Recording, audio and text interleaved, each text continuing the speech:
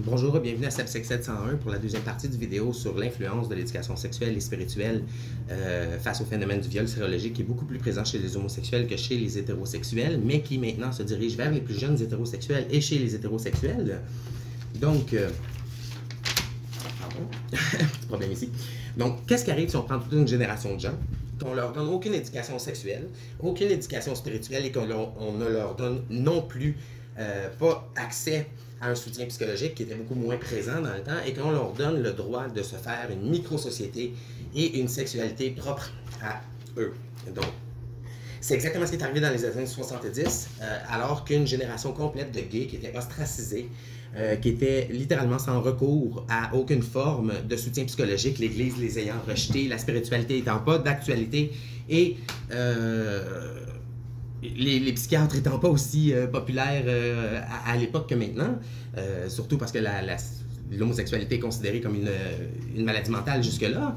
Donc, si on ne donne pas de soutien psychologique à ces gens-là et qu'on leur donne le droit de se créer une sexualité, ça va donner des gens qui, en fait, vont reproduire dans leur sexualité des comportements qui sont néfastes, donc qui ont été vécus parce que, justement, ils n'ont pas été capables de s'expliquer spirituellement pourquoi c'était mal que de reproduire cette action-là. Pourquoi c'est mieux de protéger l'autre que soi-même, chose qu'on apprend justement dans la spiritualité, qu'on apprend aussi dans la spiritualité. Donc, ils ont beaucoup plus tendance à reproduire les agressions subies. Donc, ça donne une sexualité qui est beaucoup plus violente et qui est beaucoup plus agressive. Donc, aussi, l'éducation sexuelle du temps n'a jamais fait l'effort de démontrer l'amour homosexuel socialement et les limites que ça l'impose, mais vraiment d'une façon inclusive et sociale, donc en cours d'éducation sexuelle devant les autres hétérosexuels, par exemple. Parce que même les hétérosexuels, eux, pourraient apprendre que la limite entre deux hommes, corporels et sexuels et physiques et psychologiques, est la même. Dans un couple homosexuel ou entre deux hommes hétérosexuels, ça ne change pas ces limites-là. Donc la limite morale, toutes ces limites-là, ça ne change pas qu'on soit homosexuel ou hétérosexuel, mais ça, c'est pas enseigné. Ça n'a jamais été enseigné directement aux gays, pour les gays, genre de façon inclusive face au reste de la société. Le manque d'éducation sexuelle puis spirituelle du côté des gays a vraiment démontré, là, il a atteint son paroxysme dans les années 80 quand le VIH est apparu. Parce qu'on a vraiment vu une démarcation dans les chiffres de la propagation du VIH et des ITS qui étaient protégés tous les deux par le même mode de protection qui était le condom. On a vu une claire chute des 3 ITS régulières de 91 à 97 quand le condom était très utilisé, mais pas du côté homosexuel où le VIH continuait de monter. On a souvent pensé aussi à tort que c'était une maladie qui ne concernait que les gays. Mais pourquoi ça, en fait? On ne s'est jamais vraiment comme attardé à pourquoi. Moi, c'est ça. Moi, j'estime que c'est parce que les gays, en fait, n'ont jamais eu, depuis la formation de leur sexualité récente, en fait, moderne, de normes spirituelles, morales, éthiques, sociales, qui a été décidée en communauté.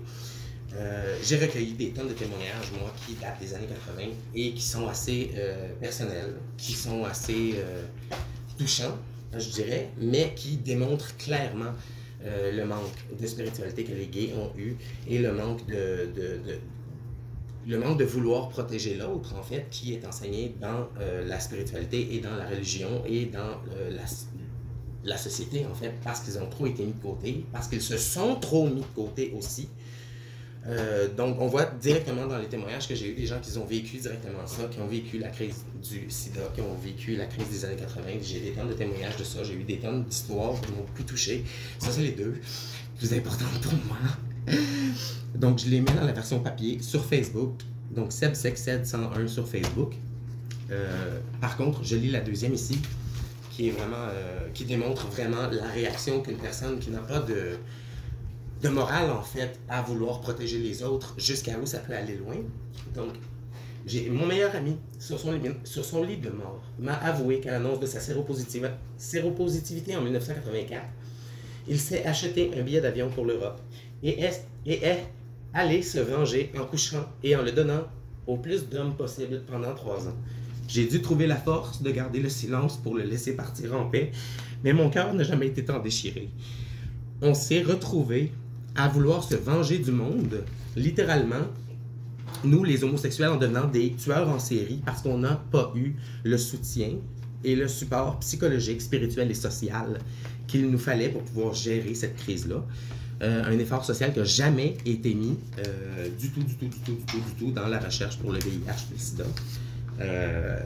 Donc, malheureusement, depuis que le VIH est plus mortel, puis il y a une évolution qui est vraiment encore plus violente de la réalité qui s'est ajoutée à cause de la fausse sécurité médicale depuis 1996. Donc ça, c'est le sujet du troisième vidéo, jusqu'à où loin, la distorsion de la réalité qui allait chez certains gays. Parce que là, ça a vraiment embrouillé la spiritualité morale puis humaine à un niveau presque jamais vu dans aucune société, en fait. Donc, merci d'avoir regardé la deuxième partie. J'espère que ça fait du sens pour vous, à vos oreilles. Donc, dans la troisième partie, on va vraiment voir jusqu'à où la distorsion chez les gays de la réalité peut aller. Et vous allez voir que ça peut aller très loin. Donc, merci d'avoir regardé. Merci d'avoir regardé.